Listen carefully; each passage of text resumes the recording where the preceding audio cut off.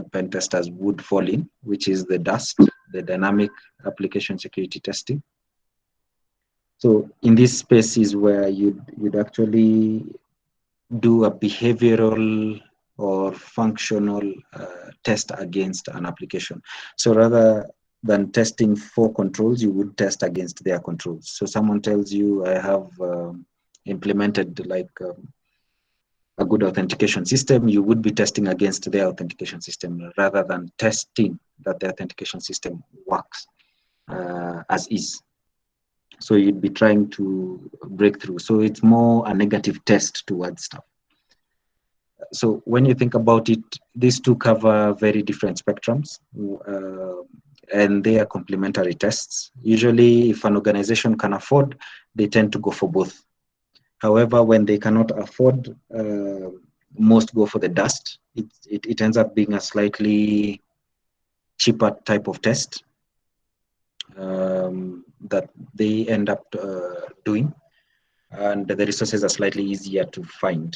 SAST has more professional resources. So if you consider something like looking at the source code of PHP application, it would actually need someone to have knowledge of PHP code. However, from a DAST perspective, they don't even need to be a developer per se. They need to understand how web works. So these spaces usually vary in terms of who can do it and how they would do it. There are also tools that allow you to do some of these tasks. They're also quite pricey from a SAST perspective compared to DAST. And we'll look at one that does DAST today. But there's a new element that's coming up, which is the interactive application security testing. So this particular bit combines both static testing and dynamic testing, but largely focuses on an agent-based test. So largely it comes to play in the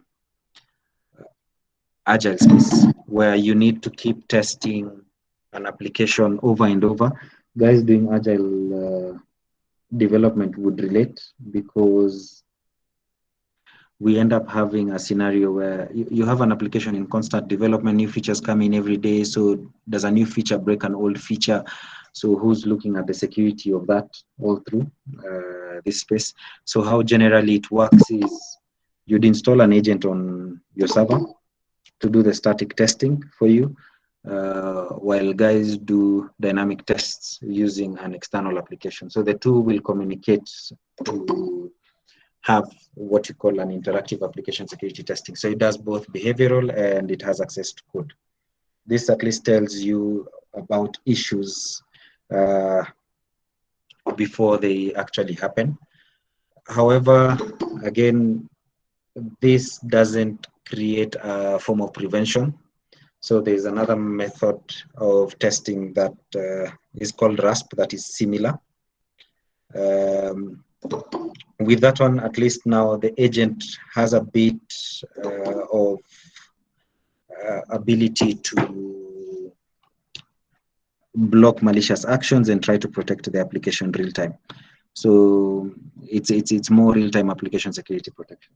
So here, for instance, an application isn't obfuscated and then there's an attack against the source code, it would attempt to obfuscate at runtime rather than wait for the consequences to hit. So when you look at that, we play in a very vast sort of space, which becomes the interesting bit around this. So from a current opportunity perspective, a lot of it falls within the DAST space, but in the future, we'd be looking at more interactive application security testing, because most companies are actually adopting agile methodologies of doing stuff. So in order to delve into web security, there are quite a number of things we need to think about. As we said, how the web communicates is quite important. So some basic concepts to most of you, especially if you've already been doing web security, would be understanding browsers and web servers very well. Also, understanding things like headers, the context of applications also is quite key, and response code. So if you would allow me to start with browsers, browsers really being your key client to the web really matter. And as a security tester, this comes in with a bit of a challenge in terms of sometimes browsers implement security measures that would ideally affect how you test for security. So for instance, initially, you would find tools used to rely a lot on Internet Explorer-based browsers as part of their engines, because largely it had the least level of security. And that being said, it made it the best browser to test security with because it was objective.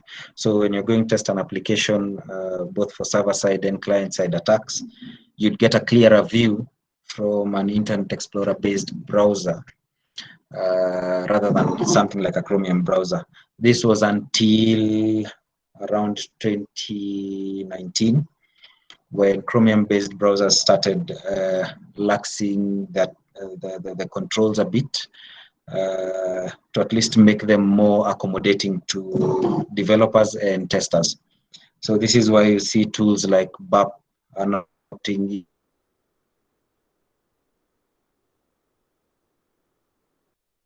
premium scanners like NetSparker are now utilizing Chromium browsers.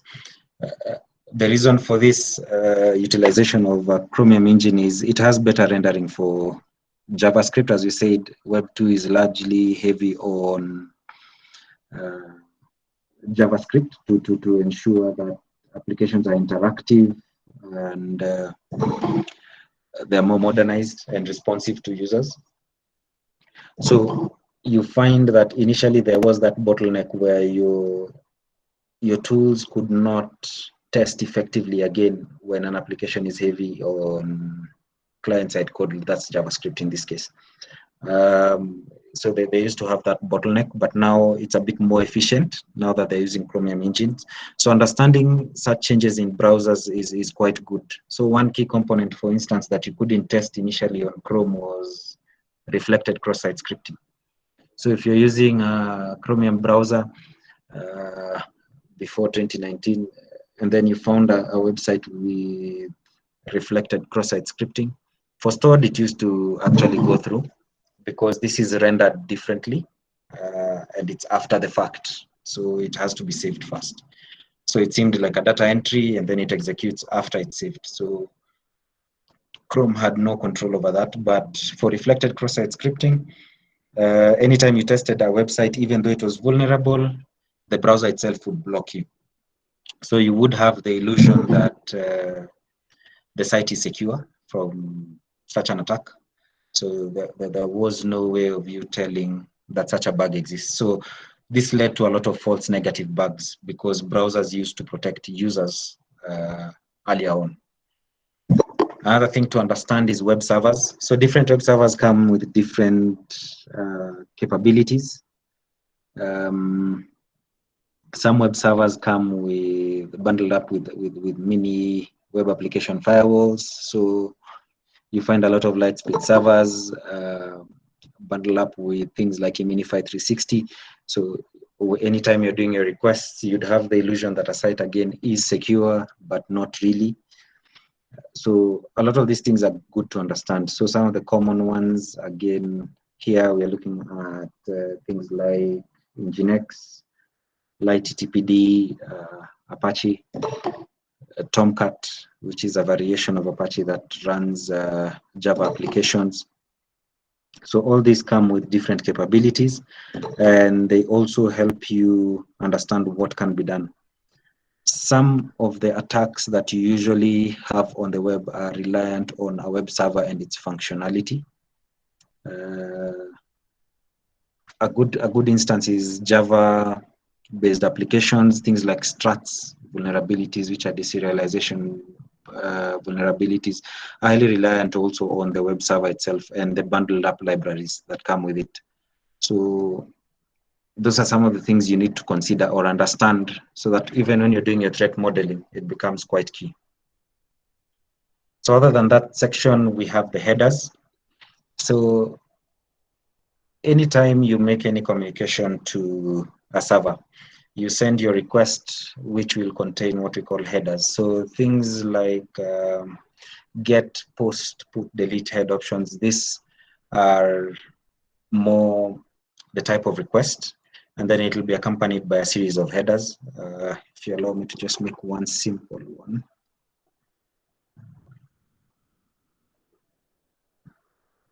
So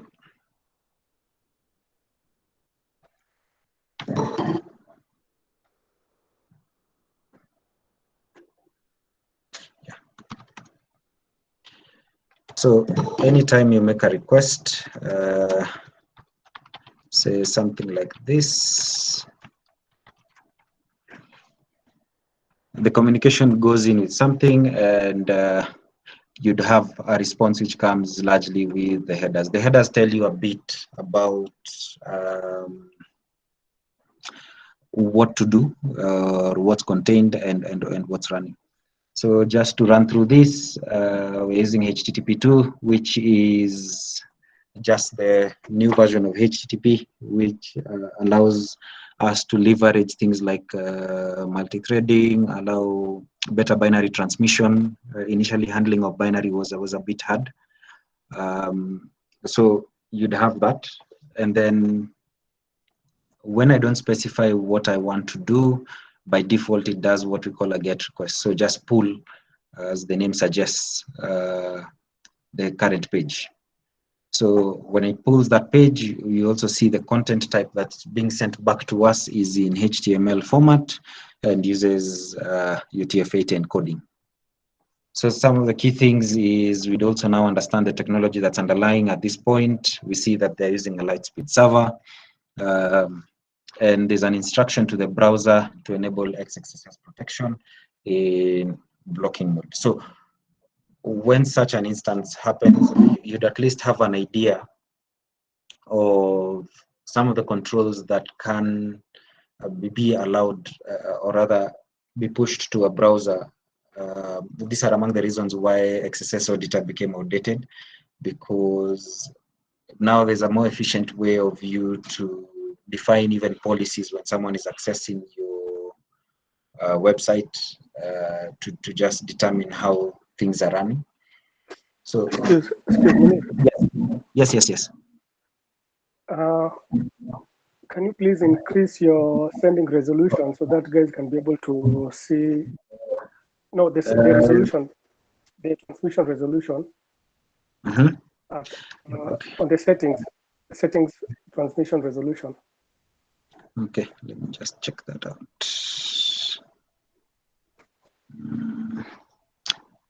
It's fine on my side. Or you can be able to see everything well. Yes. Yeah, so. On video. Yeah, still on video. Everything is on HD. It's also on HD. Okay. That's for camera. It's on HD, and everything is set to maximum. Okay. On the same resolution. Yeah. So unless you have a slightly slower buffer, it would it would try to downgrade. Okay, that's understandable. Yeah. So is the terminal clear though, or do I also need to blow it up? Okay. So basically, these are they're very basic things, but they at least help you understand how an application works. And this brings us to now a third context bit, where you also need to understand an application and its context. So whenever you load an application, there's a context within which it runs. So is it running directly through that web server, or is it coming in through something like a reverse proxy? So those are things that we call context in this case. Well, and they also hinder or determine how your tests should run. Another thing you need to consider is, based on that context, you'd be able to determine what standard you're using to test as a tester. So there's no one size fits all. So some of the common ones are things like the Open Web Application Security Project, the standard by the Web Application Security Consortium, aka WASC. And then NIST also has quite a number of guidelines around this as well, which is the National Institute of Standards and Technology. So regardless of what you're using, context really matters to determine what you need to do and how you need to do it. And then lastly, as you saw, when we made our request, there was a response. So we had a response which was 200. So in this case, that was a success message. So response codes are also very good because they help you determine what you're dealing with as well. So whenever they come in the tune of 100s, those are just informational ones. Anything coming from a perspective of the 200s is usually success messages for various levels.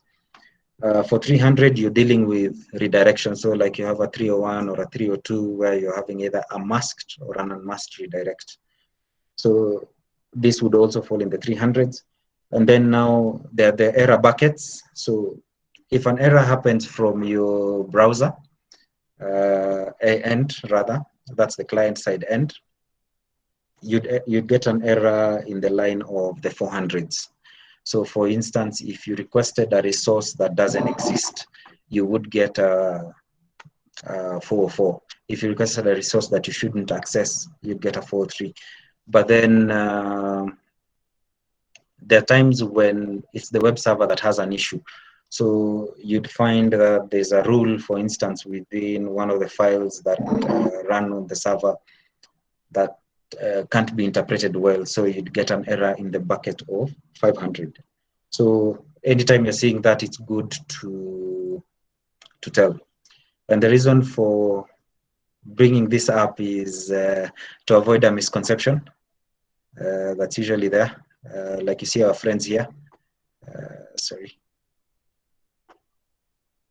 You can see our friends here that it turns out that the biggest fear about cloud computing is that isn't data security. It's what would happen if there's a thunderstorm. So you have just a basic idea of what a cloud is, but then you actually interpret it as the literal. So to avoid such a scenario, you would want to understand some of these concepts. They look very fundamental, rather very basic, but if you don't have a good grasp of them, a lot of the time you'd do a lot of runarounds when you're doing your assessments that would be quite inefficient. And when you're dealing with many web applications, you'd really struggle to know when to start and stop a test and when to be conclusive about the stance of an application. So that's that bit. So that being said, again, threats are not constant. So that's another thing that should be very clear. If you look at the changes between 2017 to 2021, there was a proposition where injections would remain the same, but then there would be a bit of movement on some of the vulnerabilities. For instance, server-side request forgeries were initially not considered to be key risks, but then they were being considered later on in 2021 as things to be reckoned with. XXE was initially brought in 2017 as an individual risk, and then it was to be merged with the deserialization vulnerabilities that have been on the rise. So these were just propositions, but if you allow me to show you how that again morphed. So we had another final list. So the risk is ever evolving. So that's why I say when you pick a standard, you would want to understand also why things are going the way they are. So this is the final list. You see, even from the proposition, it's changed. So broken access control, this is mostly elements regarded on logical attacks. They form the bulk of it. It's been a while since injection has moved from the top spot. This is actually the first year in around 12 years. So it went to number 3. That's because largely there are a lot of controls on injection attacks from libraries and servers in general. So they're considered largely mitigated, although still as risky when they exist. But because data risks have formed the chunk of the breaches within the space in 2021, you notice a lot of them are around broken access control, which is a logical attack. And as you can see, it moved from position 5 to position 1. So that's a very huge jump. And this is largely because of the number of misconfigurations that are seen around that area. Other thing is, even after a breach, there's been a lot of exposure of data. This is mostly for data at rest and even data in transmission. But most of it is usually data at rest that is unencrypted. And it also formed part of the reason that breaches ended up being very successful. And injection came in number 3 because of that. There are fewer injection cases, or rather they have less impact compared to what has been seen with the previous 2. Another one that has come in that's new is about having an insecure design altogether. So insecure by design, which is a problem, especially with custom builds. Security misconfiguration has largely played between the 6th and 5th position for quite some time. So it's not a big movement altogether. Vulnerable and outdated components have been on the 9th position for quite some time. They've moved up, and largely because if you consider a lot of the vulnerabilities that have been coming up as well, it's outdated components that are being analyzed late, or people who have slow patching programs that lead to mass exposures. So for instance, like the recent Log4j, you'd still find the Log4j issue, you'd find a lot of guys having a bit of wariness, updating or rather upgrading their solutions to avoid breaking them from a functional perspective. So they'd want to keep it as is, but still have no controls around it. So looking at this, SSRF was actually proposed to be the 8th, but if you consider it, it's actually been moved to 10th in the final. So that tells you how risk moves. So anytime you're dealing with security, you need to consider it from a perspective of risk, not just a categorization of a vulnerability. And that's probably what a modern web pen tester would look at. And we'll get into a bit more of that in a bit.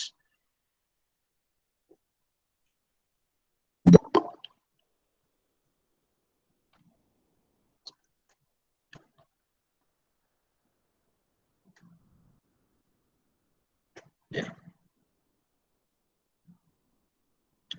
So now that we said that a lot of the issues rely on, or rather are clustered on data, we look at it from a perspective of 3 threat clusters. One is that you're either not validating the input that's coming from people, or number 2, you have a serious issue that would lead to code execution, which would mean an even worse issue, where it's not only a compromise to data, but also a compromise to infrastructure.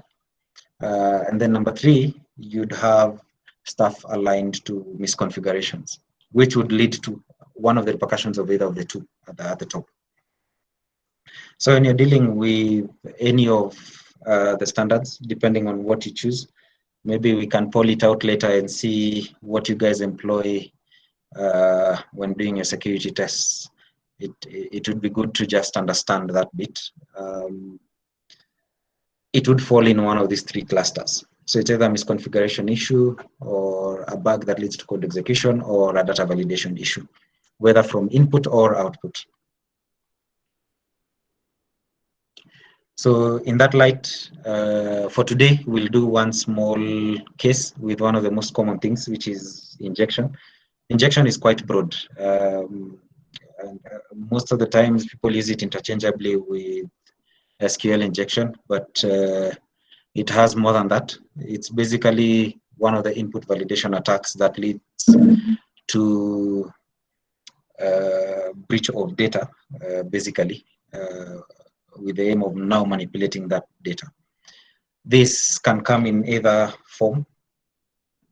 So either it can come as a command, or it can come in as a query, depending on the context of the application. Again, context plays a big part to determine the nature of the attack that you would be going for.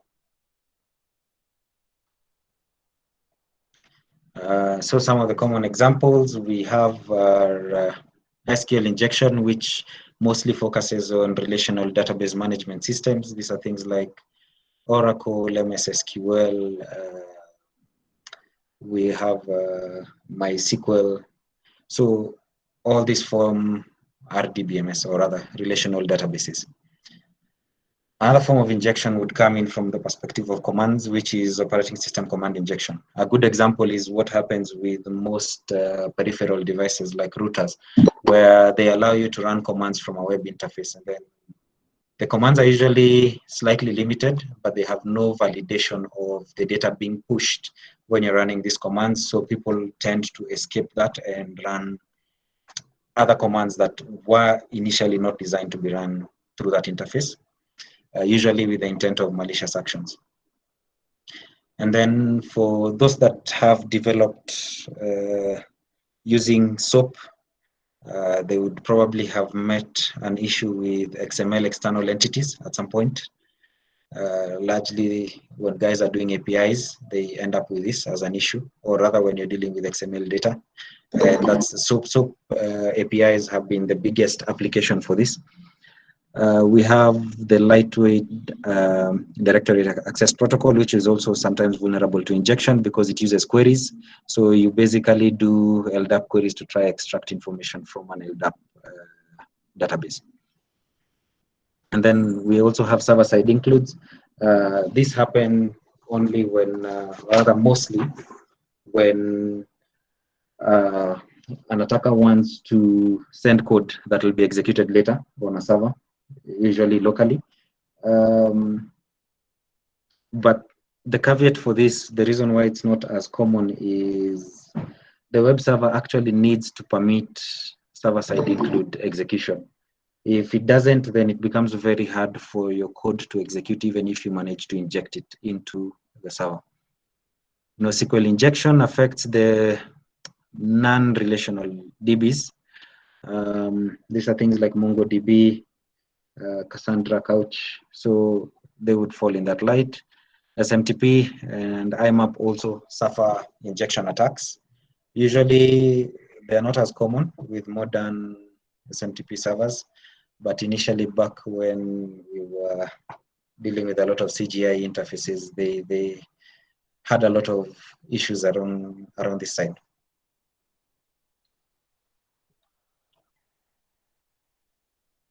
So we'll break down into one of the most common ones you'd probably meet. There's a very low likelihood that in your lifetime of pen testing, you will fail to meet at least one instance of SQL injection.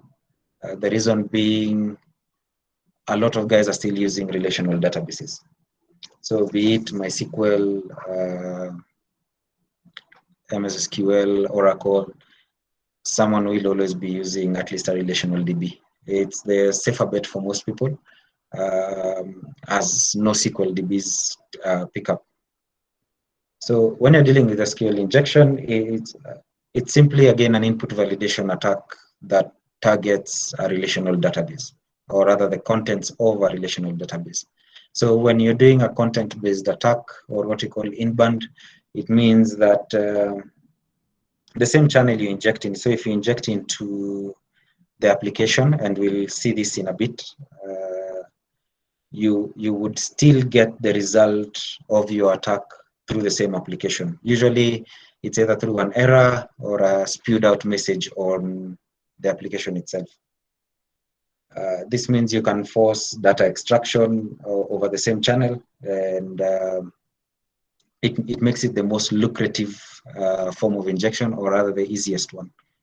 However, there are instances where an application is vulnerable, but it doesn't give you the ability to actually see the contents. So you have to poll using more logical queries. So you create a logical condition. So for instance, you would say if the first letter of the database name is B, then make 1 equals to 1. So if it returns a true condition, that means the page reloads and doesn't break, then you know that that's true. If it doesn't do that, then you know that that is false. So that's for things like Boolean-based. Time-based takes a different approach, where you would request the same thing. So you say if the first letter of the database is B, reload the page after 5 seconds. However, if it's not B, it will reload immediately. So both are inferential, meaning as much as they're just as dangerous as inbound SQL injections, there's no data that is actually transferred between you and the web application. There's just a communication of logical sequences. So you never really receive data, you poll for whether data exists. So that's the difference between the two. There's, however, a third option, which is again quite a rare find. I don't know if I should ask if anyone has ever found it after I give the description. An out-of-band SQL injection basically means you would attack an application, but then you'd receive your response over an external channel. Like for instance, you'd hold a separate HTTP server elsewhere, and then you'd force the application to run a function that communicates with that HTTP server that's remote, or a DNS server, and it'll give you a response on that end instead. This happens mostly in some of these robust DBs, like if you've dealt with Microsoft SQL Server, there's the XP directory command, which is usually one of the ones invoked in the event of an out-of-band channel exploit. If you've dealt with Oracle, then there's a function called UTL HTTP. It also allows you to create a HTTP connection and do HTTP requests and transmissions to remote servers via the DB. So again, each DB comes with different applications, so you also need to understand, again, still back to context. Not all DBs will allow you to do everything, because they don't all have the same functionality as much as they follow the same concepts. So that's the nutshell. So maybe I just like to see, by any chance, I have to ask, has anyone encountered an out-of-band SQLI? By show of hand. I am curious. Karim is very adamant to say no. Rukia Swahiba, you have encountered one. Would you mind sharing the context?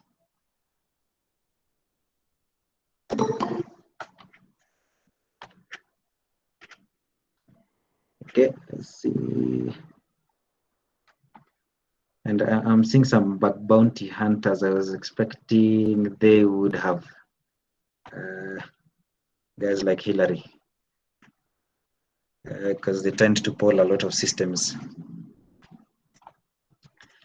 So anyway, I was just curious, because it's really a rare find to have anyone get an out-of-band SQLI?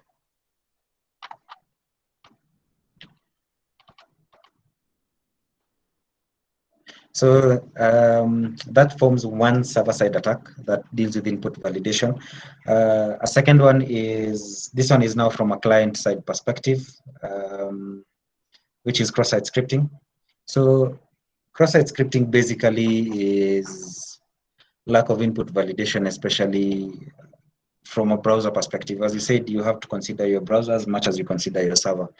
So who are your users? And if you remember, there was a time some applications wouldn't work on certain browsers because of some of these issues in relation to validation.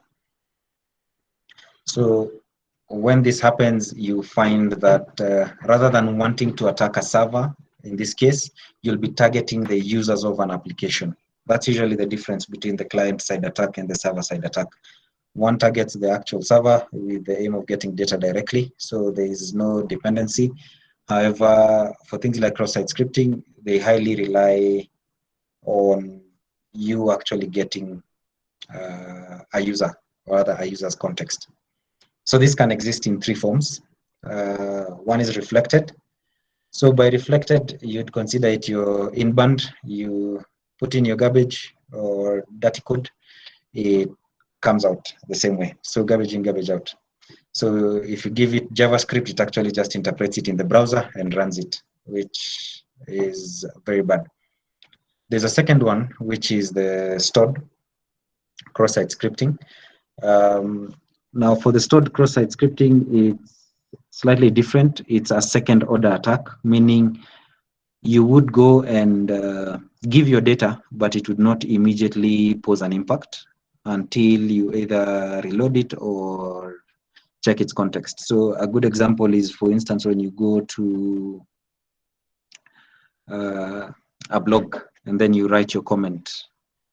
Now, until, for instance, and this happened a lot to WordPress sites, I think shortly before version 5, administrators were receiving such. So someone posts a comment, and then when you go to the backend, before you approve it, it actually runs JavaScript in the context of that admin user.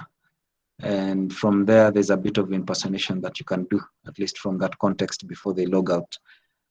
So if you're good in time, or rather you have a listener, you would be able to leverage that and actually get their session and utilize them to log in, change their password. This was mostly used to steal the nonces from WordPress sites, as an example, but its application is far more than that. You can do quite a lot with it. You can also permanently redirect someone, for instance, to a different site every time, as long as your code exists on the site. And then there's the last one, which is usually, again, another rare find, the DOM-based cross-site scripting. So every page you load has a document object model, which basically means it creates a structure that, or rather, that can interface with the browser, so that the browser can interpret and give you your site interface. So this happens in what we call a document object model, so which makes it basically a programming interface for web documents to communicate with the browser. And the DOM is usually changed and, or rather, morphed based on user interactions. So also when your page changes, the DOM has a bit of change in terms of how it's rendering stuff, what it's loading. So that's the basis of it. So even when you're looking at this attack, it actually only exists when the DOM changes, which makes it one of the very hard ones to deal with, because you modifying a user's DOM needs you to be a bit in context of that user. One good example was the social engineering that used to be done for guys who wanted to hack Facebook. And then they were given code to paste within their browser's console. And then they end up owning themselves.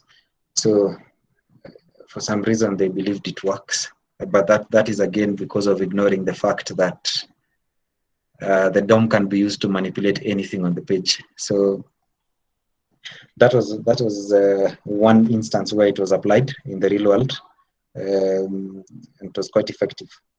So that brings us to what cross-site scripting can do. It's a client-side attack, and it's mostly ignored or shunned because everyone deems its effects very minimal. But it can lead to a lot depending on the context of the application. One, I've given an instance of session hijacking. You can also have a browser hijacking instance. For instance, think of a scenario where you have stored cross-site scripting and someone sets up a beef hook. Beef is a browser exploit framework which allows them to pass in more scripts to your browser. In older browsers, it even allowed installation of new add-ons, which was ridiculous, but then it happened. Another thing that can happen is website defacement and user redirection, as we said. And usually it's a very easy fix. You simply, if you take any data from a user, you escape and validate it before pushing it out. So it helps to at least give you context in terms of what people are pushing to your site, because you can't control what a user inputs. And we'll see how that affects stuff in a bit.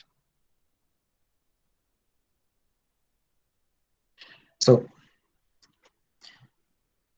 that being said, I'd like us to go through a scenario, and it's a public server setup. So as you're doing it, you can also do it for understanding.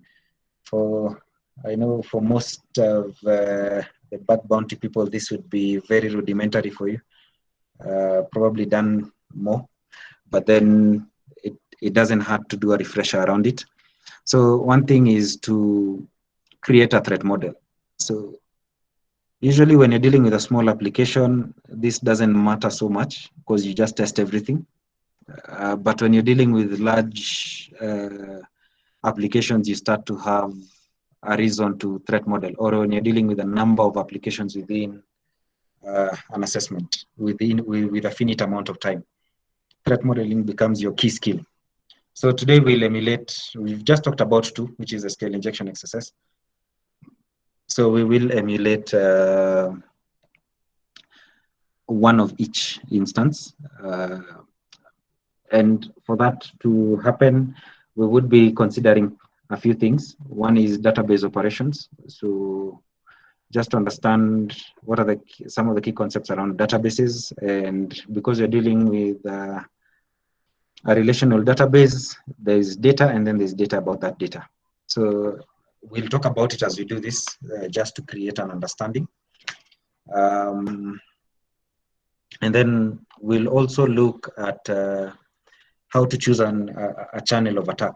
So we've seen, like, for instance, for XSS, you have 3 types. You have almost 4 types of Sql injection, falling within 3 categories. So you have to be able to choose what's most efficient. And this helps because in the real world, again, you have affinity on time that you use to test. Another thing is we will look at the application context and how it's interacting so that we can judge what we need to be able to do and how we would do it. And then lastly, look at also the lay of the land to just understand if there's anything that would hinder our tests from being successful.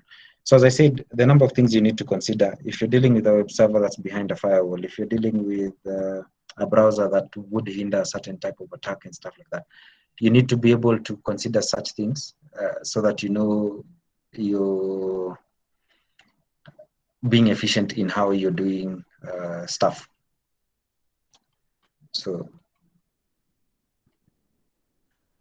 So let's purpose a simple threat. I'll load a simple URL. Just load it here. So the IP address is 159.223.135.30. So it's a very basic application, so to speak. So we'll go into it. There are a number of instances based on context. The reason being, you need to consider context or create, read, update, delete when you're dealing with SQL. So we'll just pick one and go through that, or rather model around that.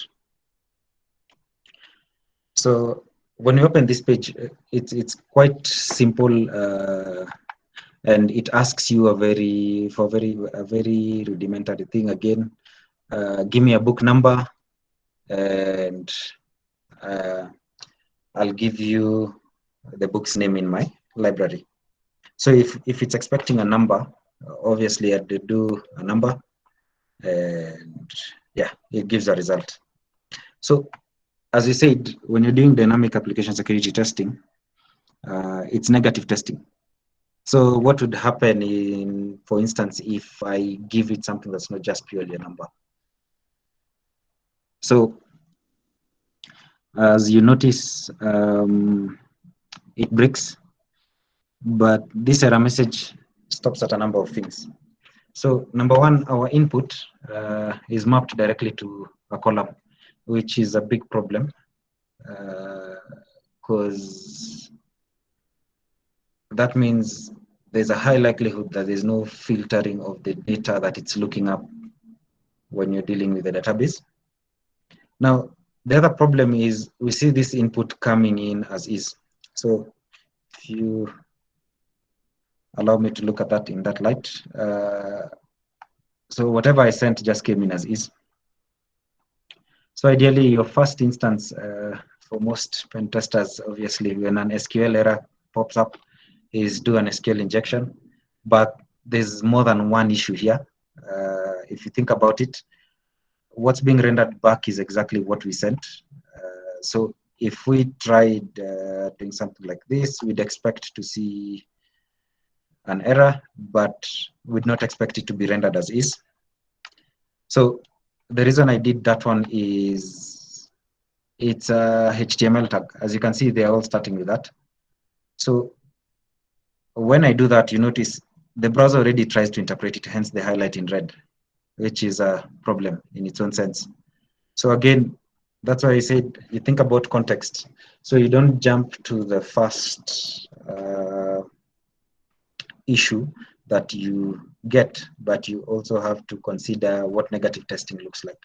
So there was a suspicion first that it doesn't handle data well, and it renders things as they are sent. So when we test that with something that we expect to be invalid, which would be something like this, anything related to HTML would be encoded, we see that it's existent, which already gives us a direct issue to tell us that we can actually check if we can render a full script. So we'll just add a simple script and push that through. Yeah, so it actually executes. The reason being, again, it's not filtering anything. So we are passing the query, and when the server hits an error, it spits the error back to the page, which is a bad thing in this sense. So that's another issue. You see, from a testing perspective, as much as we are seeing a potential SQL injection, we also have an XSS issue that needs to be fixed. So it's always good to put context, because you would miss such a thing. Now, the error this time is slightly different. If you notice, it actually spits out a bit more. We even know the backend, the DB server. It's a MariaDB server, which is in fashion MySQL from Oracle. So at this point, we are now ready to. I know most of the pen testers are waiting for a magic quote. It would achieve the same, because largely we usually just look for the error. So in this case, we have a potential for error-based SQL injection. So again, if you remember here, when we did this, we were told there is an unknown column. So it would be prudent for us to see the number of columns. So for that, we will just append to our query. So as you can see, the query is select book name, author name, from, and then the number is 100 days. So this query can allow you to add something else to it without breaking it, which is an order by clause.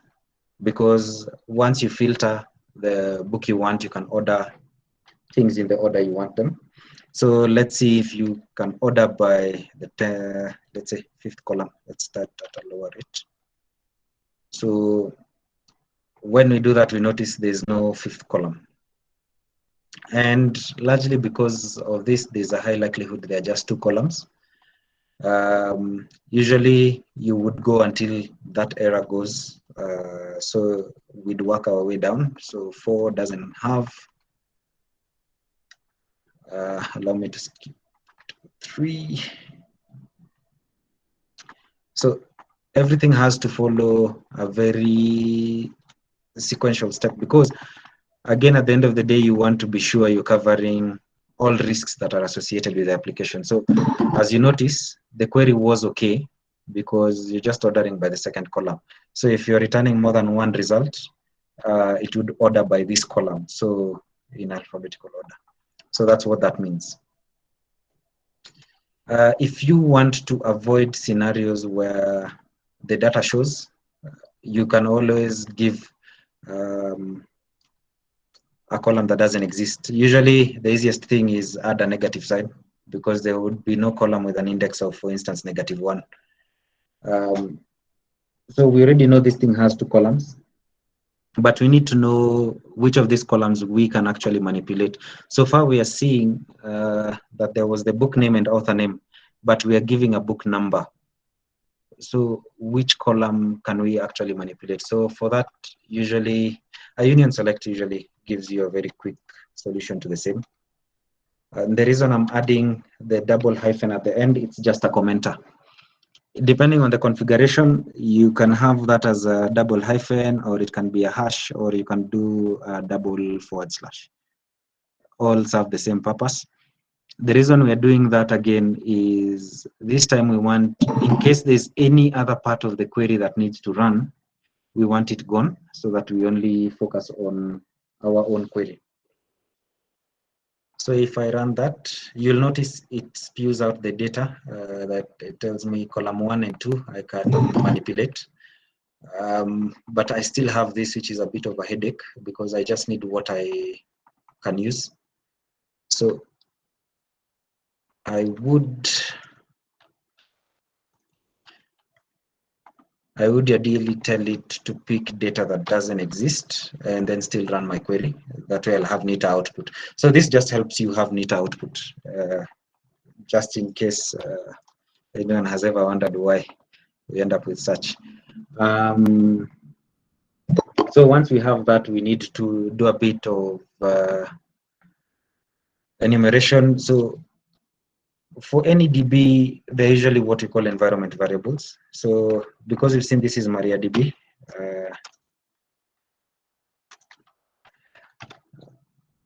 so there are things that are consistent, like how does it handle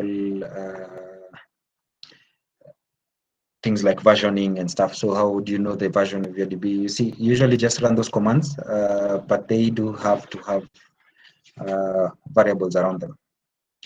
So how you invoke them is quite simple. So we'll just replace our column with something like database and maybe user. So I'll mention something small. So as you can see, this is the DB name, and that's the user that is currently running this application from a database perspective. But at times, depending on the version of SQL you're running, you can also invoke some of these things using the @@ format. So you can always call a variable using this so that it knows it's a variable. So these are usually prefixes to determine a function or stuff like that. So as you can see, it's a MariaDB 10.5. So now that we have that, there's something else that's more important, and that's why we were talking about understanding concepts so that you're more efficient, because you found out at this point that you have a channel which is error-based. You've identified that. You have a lay of the land in terms of the application is reading, so it's more a read operation. So you have the context. We haven't determined if there are any other things that would hinder, but however, from the fact that even our basic exercise went through, we would safely say there's no hindrance at this point. So we still now need to know what we can gain from this DB, because now that becomes the channel. We haven't tested that to its fullest. So there are a lot of abstract things we don't know about a database. So you have a database. Within a database, you'll have tables, which we don't know. So we don't know what the tables are called. We don't know what the columns in those tables are. And ideally, since we don't know that, we can't guess around. It will take us very long. So that becomes an inefficient way of doing the assessment. However, as with everything, information is power. And there is a database that's very common. It's called the information schema. So this holds data about the data in the database. So that becomes our key point, and that's why I said understanding contexts of stuff makes it easier. So this would be largely what we leverage on. So this holds data that determines that structure that we are talking about. So if we don't know the database name, you notice we called a function, and then it gave us the DB name. All this information is coming from information schema. But now we need to use it in a good light where we can find out what we need. So we already know the DB name, but we don't need to even specify it though, because we can always invoke it with this function. Makes it more efficient. So in order to do this, we will go to information schema.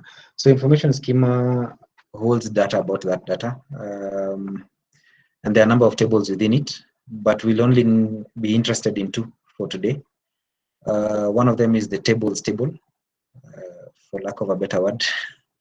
So there's a table called tables. And then a table, or rather table schema. And the next one is a table called columns. So this one is among the ones we'll be interested in. So as you can see, it holds information about table fields. So if I want to know the database name, this is the field I'll go for. If I want to know the table names, this is the field I'll go for. And the column names, this is the field I'll go for. So it's quite easy to deal with it from that perspective. So it's just about knowing how stuff works. And I think that helps you threat model a bit better so that you're more efficient in your attacks. So we have only two columns, which I was hoping we'd have more. It makes it a bit faster when you have more columns to write to, but we will work with what we have. So one good thing we can do at this point is, again, there's another function. Because we have very little space, we want to join our data. So you notice that whenever we're doing our query, it was returning only one result. But we don't have time to return one result at a time. So we can concatenate, or rather join everything we are getting. So we noticed that it told us that if we want the tables, we'll get them in the table name column. So we'll tell it to give us the table names. Then we'll also have our second column, which will not put anything for now. But we want to get this information from a different table, which we now know, because the information schema is constant regardless of the DB server. So you start with a constant and move towards the dynamics.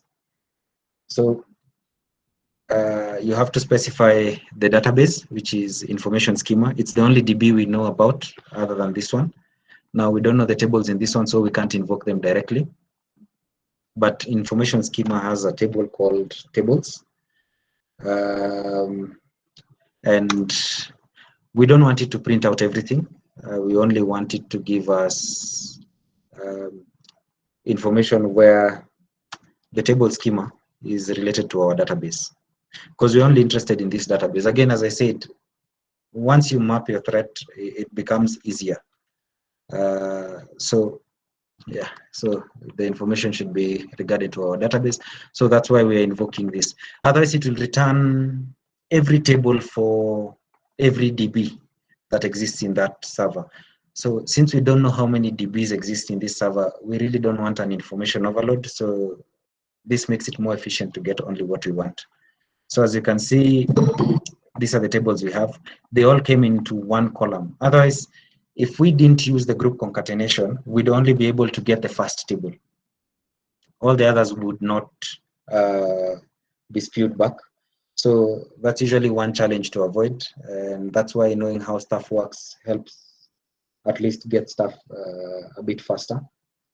So we can pick a table. I know everyone loves users, so you can just pick it for kicks, although there's no login page. So for context of this, it really doesn't make much of a difference, but it's shared across the other challenges that are there, which I'll leave the server up so that you can try them.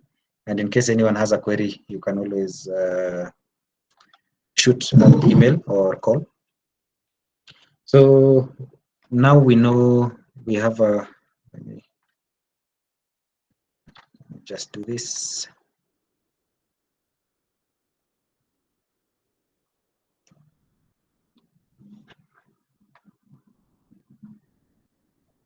So you would have your DB with the long MD5 hash. So let's just call it DB for now. And then now you have your tables. That's users, flags, books, etc. So now this is well and good, but we still don't know how that that table is structured. So now to get that, we need to get the columns. So we would still do the same thing, but this time we will have a focus on something different. So we would be selecting, let's see, okay, still need to join our data anyway. So we want the columns, so that those come in column name. And always, as long as you know where to find information, you'll always be good. So that's why you'd notice it's quite easy to get stuff. You shouldn't forget the second string column, because it won't load with the one only. You need to load the full query. We're not using the second column for anything right now, so it's okay. We'll put everything in one. And this information is the information schema columns table. So information schema columns. But now we don't want all columns in the DB. Again, we are avoiding having excessive information. So we need to again specify which table we want. So here there's a big problem. We noticed that our query breaks every time we bring in some invalid data, things like the greater than sign, less than sign, or rather any operator and special character. So other than the ones that invoke functions. So ideally, I would have done this, because this is not a function, so you have to quote it as a string. So if I do that, you get that. But if you're dealing with a slightly harder target, there are some times when SQL would actually refuse and break on the quotes. It's just that in this instance, it was a bit easier because the query was not a complex query. But when you have a query that continues or has a limitation, like the limit parameter, you'd not be able to invoke such a thing. So anytime you do that, it would actually fail to bring this. But anyway, we have that. So one way to overcome that is give it in hexadecimal, which would give the same result. Maybe I can just show that. It would achieve the same result. So again, that's just a data representation issue. Another reason why that would happen is for this application, the queries are using single quotes. But if you find someone using double quotes in their queries, your double quotes would actually break their query.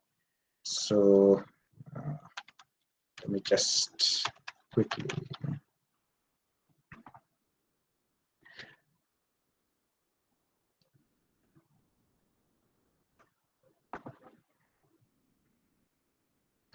So at least for all SQL servers, regardless, MySQL, Oracle, and the likes, they support hex.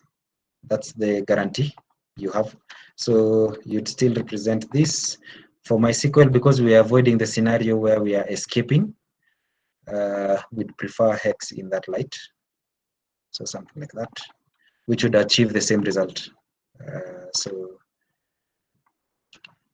So when you're dealing with someone who's using double quotes to cloak their queries, ideally this particular query would have broken. It's just that this one uses single, so it achieves the same result. So now that we have our columns, we need the data because we don't know what's there. A good way, again, we've said again that SQL supports a bit of hex, so I'll use that for formatting, and I'll explain. We will still pull our data. Let's start with our basic one. Still group concat. So we'd probably, if this was a login screen, be interested in username. Now, we don't want the username and password to come joined as one data set. So we can specify full colon, that's the hex. So if you come here again, you probably do that. You'd get that, so there's 0x here. So the 0x prefix means treat this, instead of treating this as a string, treat it as hexadecimal, and then the actual hexadecimal string is there. So we're using comma as a separator for how it will join, and then we also want the password. We want all this from the users table. This is a slightly simpler query. Sorry. For getting the second column, we injected that into the first.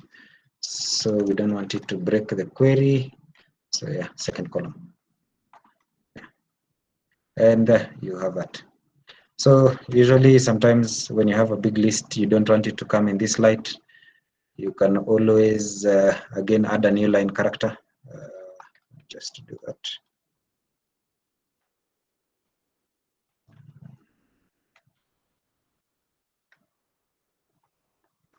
Let me just type it out.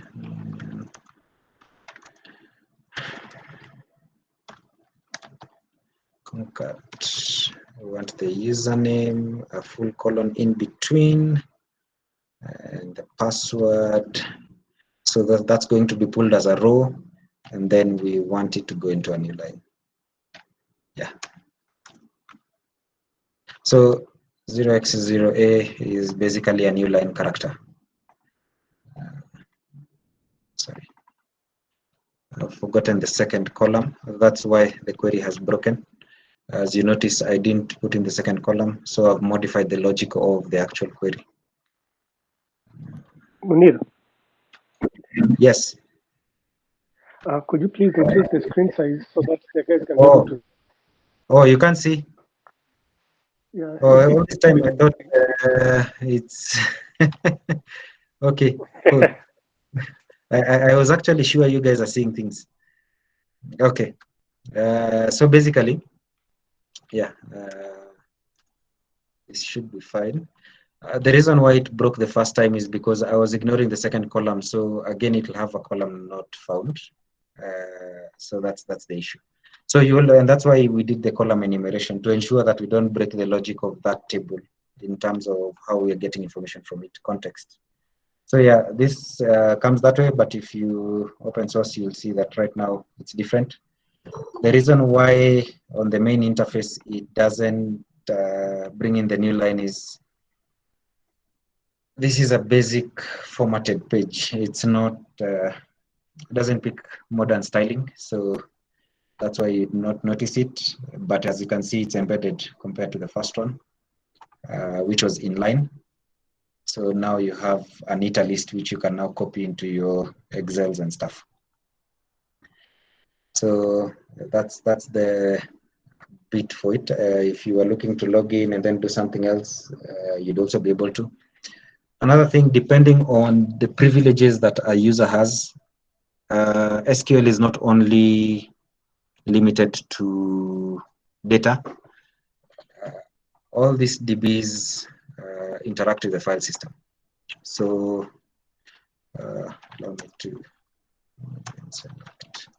So for SQL, for instance, you can actually read from the file system using load file or write into it using into out file. On Windows systems, again, the reason why we usually want to know what we're dealing with, Windows doesn't treat users differently compared to Linux. Linux treats them a bit differently, where the DB user who runs the DB service actually doesn't have access to most folders, only their data folder, which is good for security. But you notice most people who are running web servers on things like Windows, when they're running things on things like XAMPP, this is not the case. It runs as an actual interactive user, which is good for you as an attacker because it means you can write to the web server and upload a web shell. But this is an Xbox, so sadly, that wouldn't be the case. But ideally, you would have the ability to read files which are global. So again, second column as always. There's nothing further in the query, so we'll comment out everything else. And yeah, you can actually read stuff from the file system. So understanding how stuff works, functions, helps you threat model more. The reason why my talk is focused more on threat modeling is because a lot of the times there are a lot of inefficiencies in how guys test. And if we took this to an automation perspective, based on the information we gathered just from our simple errors, which were not as intrusive, it was just checking that input is validated. You know, Zap takes a minute. It's Java and it's Windows. Let's see if it's loaded. No, it hasn't loaded yet. Let me just try reload it. When you're dealing with a large application and you're doing your scan, you'd want your scanner, when doing the dust bit for you, to be efficient. So in order for it to be efficient, you'd need to have this information forehand. I'll put it into context in a bit. If Zap stops behaving as it is, I don't know why it's not launching. Yeah, that should launch it.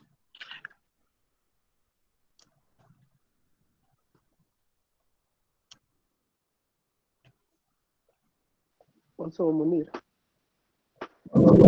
Yes. Just increase the font size or your terminal a little bit so that you can be able to see it all. Yeah, although, okay, we were done with it. But yeah, I can. I guess we would like to see what you wrote. Oh, okay. Yeah. Yeah, for the terminal, I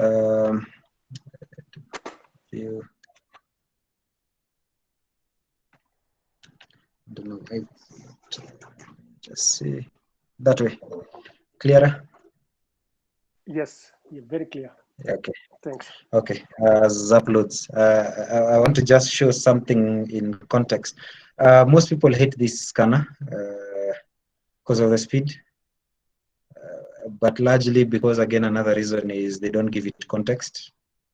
So it does a Hail Mary in how it does tests. And then another slight disadvantage slash downside is it's Java based, so it has to load your Java virtual machine, and then itself it will load within the Java virtual machine. So on Windows you can actually increase the heap memory for your Java. It will load faster. Mine is still on the default. I think that's why I'm having a slower load time. But ideally those are some of the things you can do. And then another thing is you'd want to take less time testing an app. So you might want to give it context. So I'll just show a bit on giving Zap context so that it's a bit more efficient in how it's used. Because I remember there was a time I ran a scan and it took almost 17 hours on one app, which was a wake-up call. So usually when you want to save with a name, or rather the session with a name, you'll say yes, you want to specify. If you just wanted to give it to give the current timestamp as the name, you'll do that.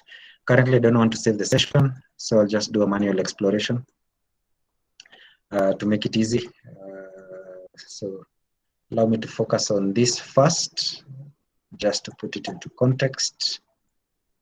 So I'll give it that, and then I'll launch Zap so that it can pick it and see what I'm working with.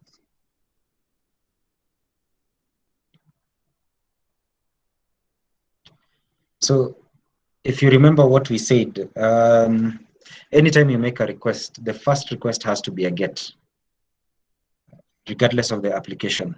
So before the page loads, you'll always have to have a GET. So I'll have that.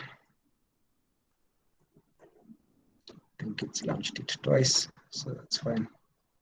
Just do that. Okay.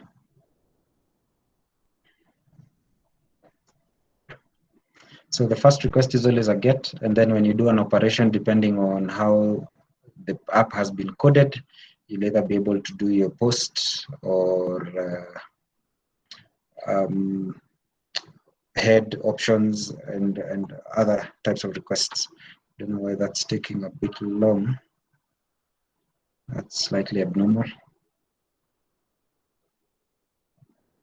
Oh, Zap is loading its components so that you can listen on the browser.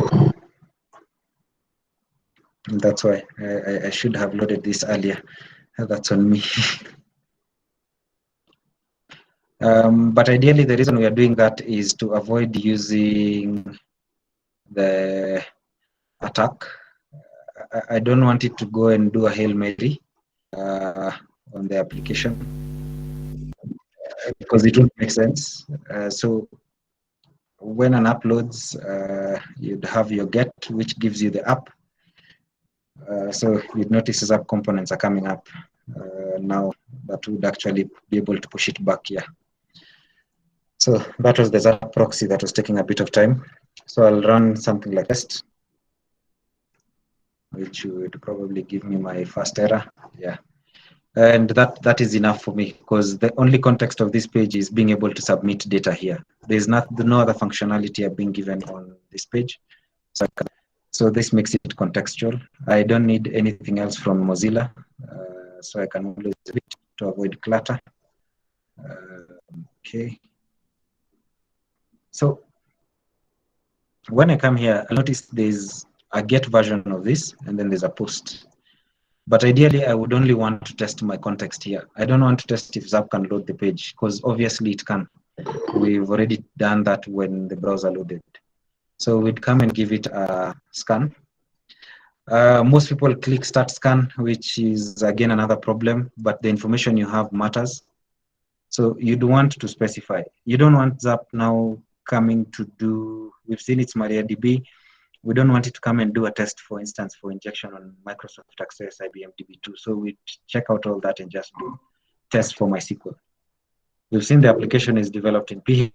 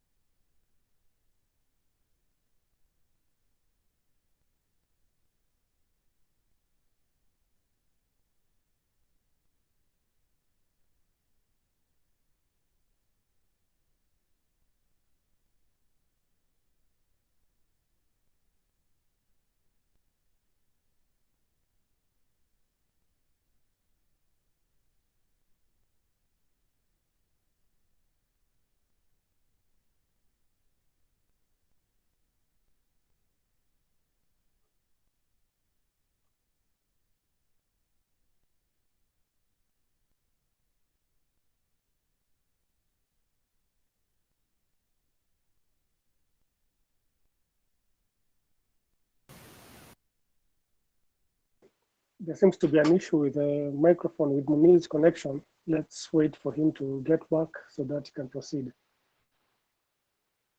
If anyone has any questions, please feel free to ask them on the side chat so that you can cover all questions that you guys might want to ask from the beginning till now.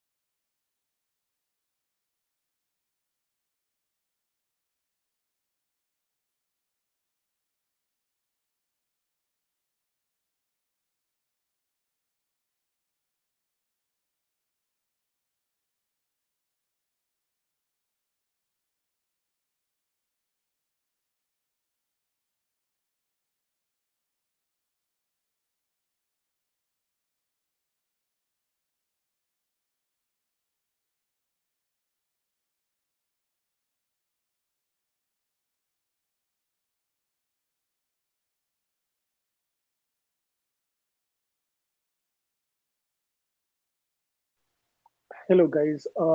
As we wait for Munir to get back, you can find today's form on your feedback, your feedback in terms of your experience in this session. You can please fill this form as we wait for Munir to come back. And if you have any questions, you can ask. And for those who are concerned with the topic, they can also contribute. Thanks.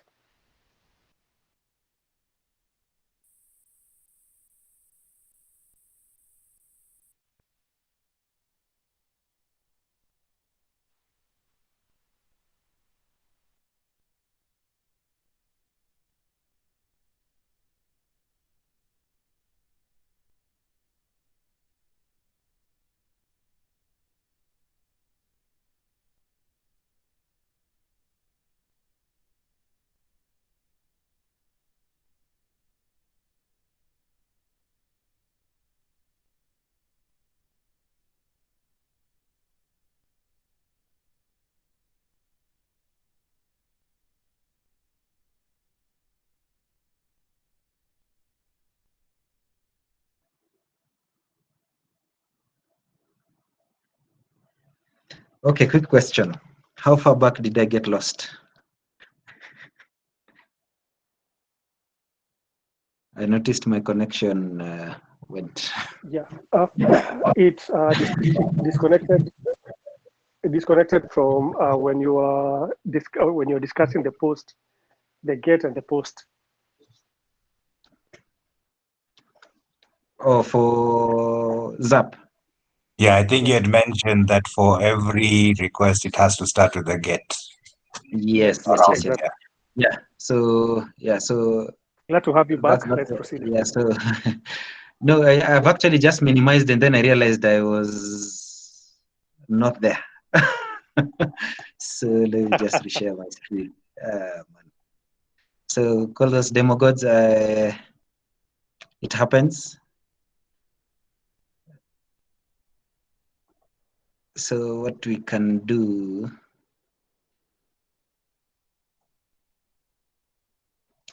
Yeah, so you guys missed the whole part where it was doing this. Okay. So ideally, yes. When had you guys seen the part how I got the requests into Zapier? That bit. Could you repeat that part? Could you repeat that part first? Okay, no problem. So let me just do a quick new session.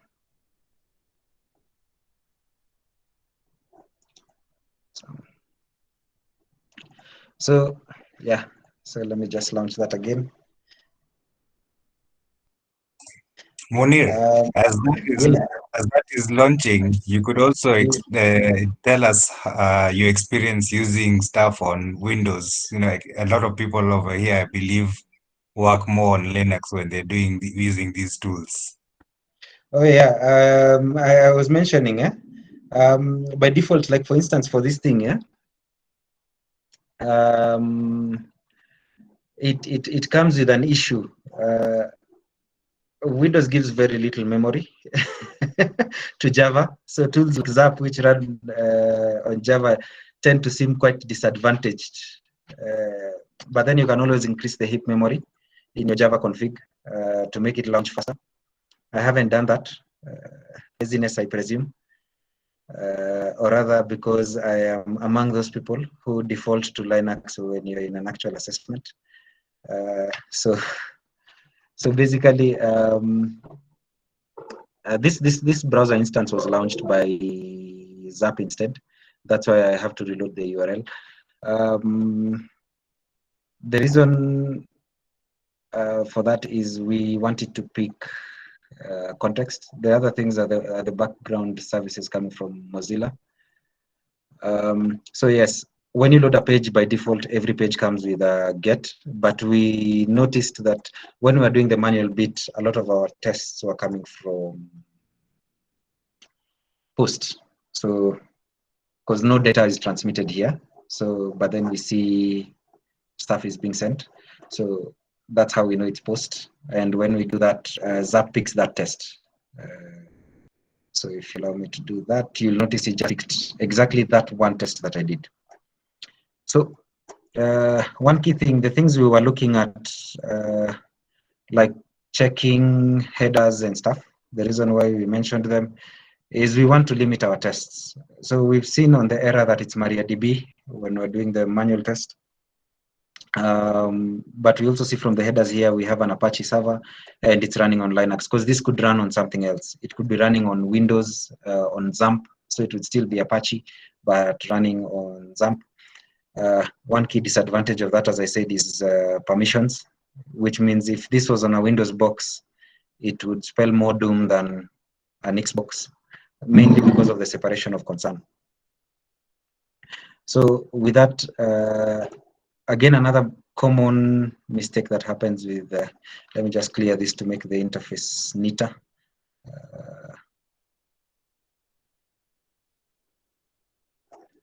And I'll close this. We don't need any test anymore from here. We can make it fuzz. So yeah, we can just get rid of the clutter. just like that. So now a lot of our focus is here. There's not much we can do with this. There is no parameter being passed. A lot of input validation tests are based on dynamic data. So we are seeing dynamic data is here. So we would go to do our attack. By default, Zap runs so many tests, by the way.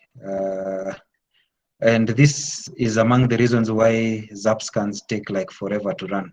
So whenever you're coming, you give it the scope of your test. For now, we're giving it a page, yes, but you can give it the full domain.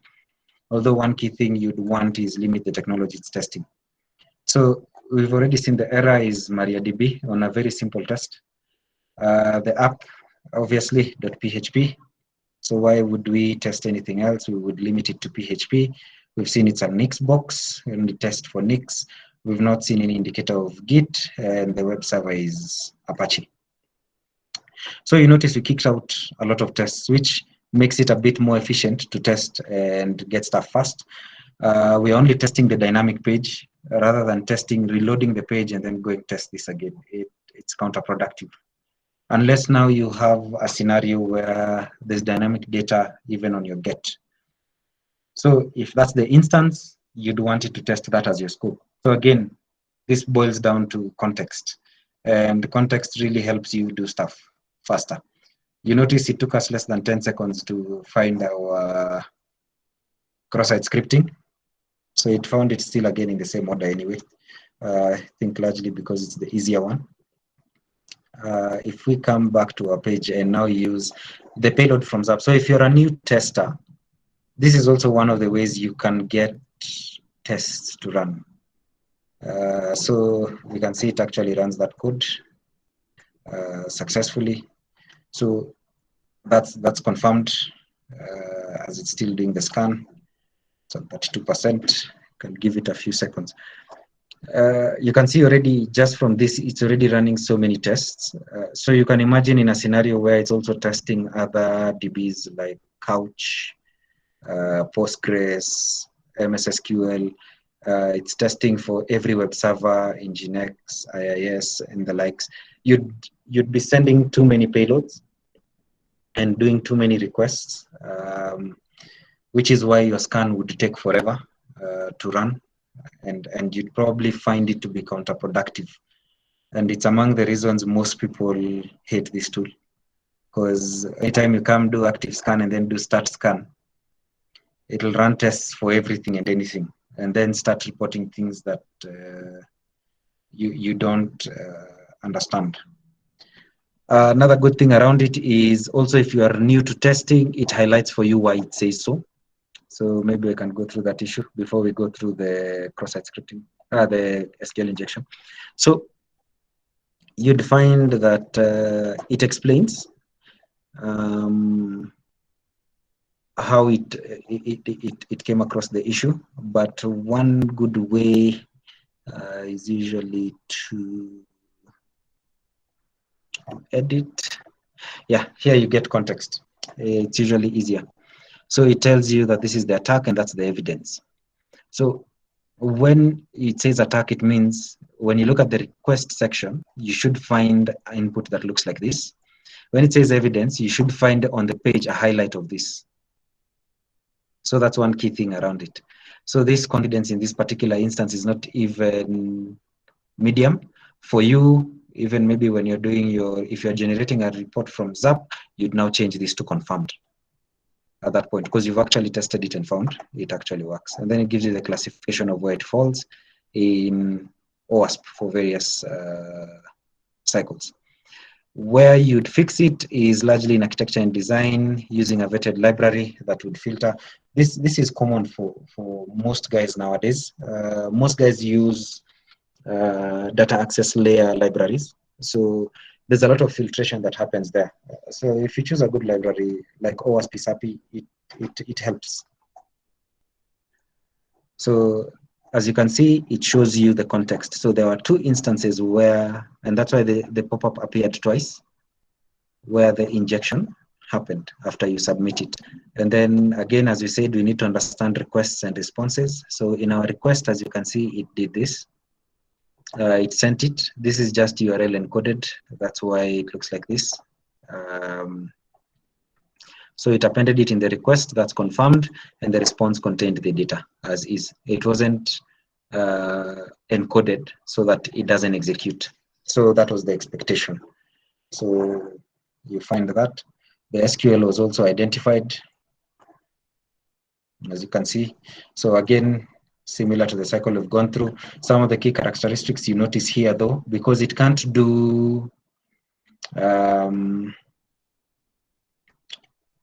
do the logical attack we just did, where we know from the DB we need a certain table, the table we need certain data. It goes again for information schema, but it tests that it can receive a certain element. And as you notice, where there are strings involved, it actually appends them in hex. It's the safest way to do this, as we were doing. So anytime you're doing it because you don't know whether the developer did a double or single quote, it's safer to do it in hex when you're dealing with an actual string. So I hope that answers that context. And as you can see, ZAP is done. And it successfully identified both issues. So that's basically the reason why this talk focused on threat models rather than just the attack. And you first of all start by gathering information and then find potentials for attacks. And as you can see, it's not about you knowing some very complex payloads, because at this point you're just deviating a business rule. So it said you want a number, you don't give it a number, you see how it behaves, and then you'll give it a special character, see how it behaves, stuff like that. And then from there now you'd have an indicator of potential vectors. And as you can see, both vectors panned out. So usually from most perspectives, you find an attacker will just go and do this assessment, go for the SQL injection because it has a bigger impact. Give a report recommending only the SQL injection for fixing. However, they haven't really fixed all issues because the users are still going to be vulnerable after that, which becomes a big problem altogether. So I think that boils down, you can make this a small web mantra for you, where you understand context. Largely, I usually say context, lay of the land, and the channel that you're going to use, those three. This is relative depending on whether you're dealing with databases or not. It was just for this instance, but the three apply across all vulnerabilities you're dealing with. And with that, unless you have any further questions, I would like to conclude my talk there. There are questions. I'll leave the server up. So, yes? There are questions on the side chat. Would you look at them and... Okay. Let me just check. Okay. Sorry, I'm just not very good with navigating. I'm not multi-threaded yet, so that's a challenge. For Shell, yes, I can share the presentation.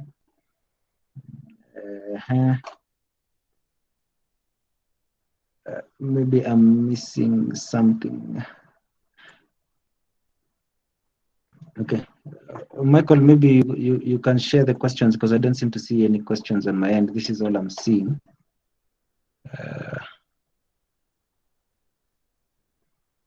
If there's any, because I've only seen the one where. Okay. Because I think when I got disconnected, when I got disconnected. Yeah, yes. Yes. I think now on my end the chats. Yeah. Okay, so let me read them out. Okay. Can the log for shell be considered a form of injection attack, seeing as it results from poor input validation? Yes. Log for shell can be considered as a form of injection attack? Yes, it can. But is it any type of injection or SQL injection, as you can? No, it's not an SQL injection. It falls within the injection cluster, But you see now its Yeah. context is slightly different. It was it had a slight out of band element to it, but that largely is still under injection. Okay. But we That see was you'd look at it more towards an operating system command injection. Only difference is that depending on the implementation, it would determine how far in the context you could go. okay. Yeah. Now you can go to see the other question is being asked. Okay, the SQL injection versus XSS. So SQL injection basically is an attack against a relational database. So at this point, that's what you're targeting, a relational database, so that you can get data from it, or you can use it to leverage a further attack. Like, as I mentioned, you can read files from the file system as I showed, or you can, in the context of, for instance, if it was a XAMPP server, you'd be able to still write to the server, like a web shell onto the server, because in that instance, Windows doesn't separate the users that run these services. So if I run XAMPP right now, it will run as me. So if I'm an administrator on my machine, it will run as an administrator, which is a big problem. That's why you notice a lot of preference has always been placed on running most of these things on Nix servers, with the exception of IIS. So for IIS and MS SQL in particular, Windows caters for. IIS comes with a user that has their own context, non-interactive. Same thing for MS SQL when you configure well. So for those two, that's where there's an exception. XSS doesn't focus on the server itself. It focuses on abusing an application, but your target right now is not the server anymore. It's a user. So you want to compromise someone's session. You want to compromise someone's browser. Although nowadays browsers are a bit more resilient, but initially XSS attacks usually went for browsers using tools like Beef. You can look into it. So XSS used to go beyond, especially when you find a stored XSS, you'd find someone hooking it using this. But ideally, of late, most people just look towards stealing sessions so that they can do stuff in the context of the application. That's the difference between the two. I don't know if that answers the question. From Karim, how do we get to learn how to use the tools efficiently? Number one, that's a tough question.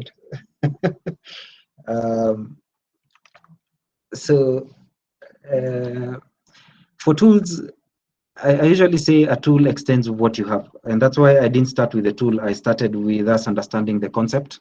And I even gave you reference points of where the data I'm using is coming from. Things like the documentation websites for things like MariaDB and stuff. The reason being, understanding how stuff works enables you become more efficient, so that whichever tool you're given, you'll be able to configure it well. Because when you go to the ZAP forums or the ZAP website, they'll tell you we cater for all these servers and the likes. But ideally, again, it also boils down to a bit of explorativeness. Most people, for instance, when they come here, the first thing is when they see the scope is okay, start scan. So that runs with default. And when you do this, you'll usually get it at that. So for me, by default, I usually have it on this. That's why I always check. If you want to restrict the input methods that I also used or tested, you can also restrict. There are status codes, like for instance, A403, forbidden.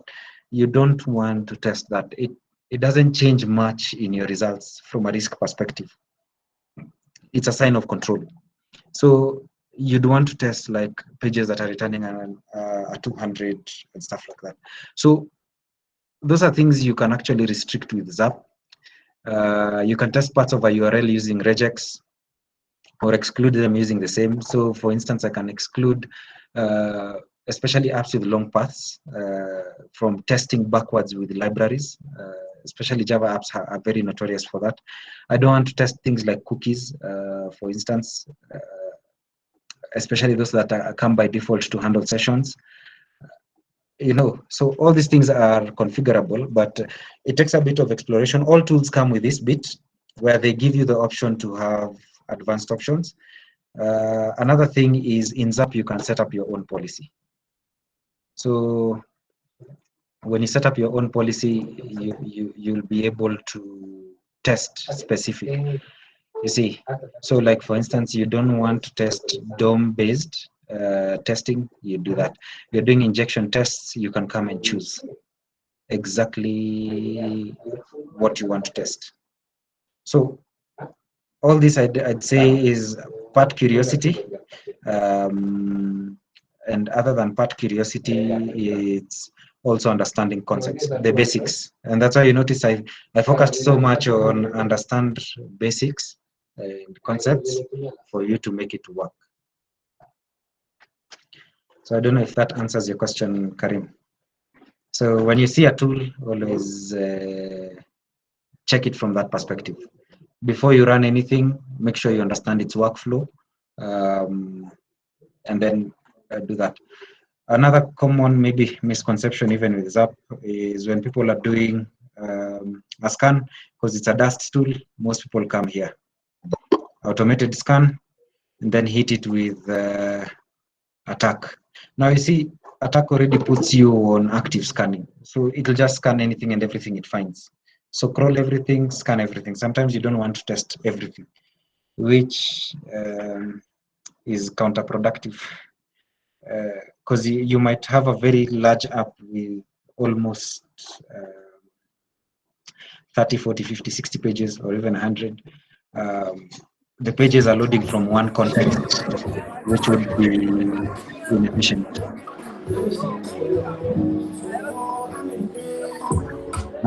Chris, that was pros and cons. Okay. There's someone whose mic is on. Okay. So it's happened back. I'll give something that's common with both is they are Java oriented, which means they're very extensible. They have a number of tools around them. But to be honest, BAP has been known to have less false positives in scanning, maybe also because of the rigorous testing. There's a challenge with open source solutions, which is you work on open source only with the time you have that's free. So it's not given as much dedication as a premium tool. So that's among the things that usually make premium tools look better. And that's why you notice premium tools boast more on proof-based scanning as opposed to open source tools. I'll give you an example. If the cross-site scripting that we found, if it was BAP that found it, it would have stated it as confirmed. And you can actually, if you have a BAP Pro instance, you could actually just do the same scan. The server is up. I'll leave it up for the rest of the month or something, or even to mid-month. So you can go and test with BAP. You'll notice the cross-site scripting, for instance, BAP will tell you it's confirmed. The reason being it's sure of the test and the result, in terms of also the browser embedded and stuff like that. But you noticed for Zap, it took it as medium confidence, or rather at medium confidence. Yes, it's an issue, but it took it at medium confidence rather than confirmed. However, if you look at the result, it's actually a confirmed result. But the reason why we also went and tested it in our own browser is because sometimes you find the embedded browser doesn't have a rendering engine that is accurate. So it may look unencoded, and then on the real app, it actually gets encoded. So that's why it's always good to confirm and understand the context of how it sent the attack and what the evidence of success is, so that for you, you can change it to confirmed. So Zap, the lack of confidence came in what it uses to render at this point. but it's not in the test it did. So that's why you'll notice some of these things come at that rate. And that's why it's always good to understand how stuff works so that you can do that. So for this one, when you did the test, and I think if you've used the SQL map, you'll notice when you put your verbosity to 3 and above, a number of times you'll find the same error, where you give 2 similar sets of data, and then when they're pushed in twice within a query, they return a similar error. That's usually the test, because the group key will end up being the same. So that's how basically it works. It's a very rudimentary but very nice thing to deal with when you know what you're navigating through.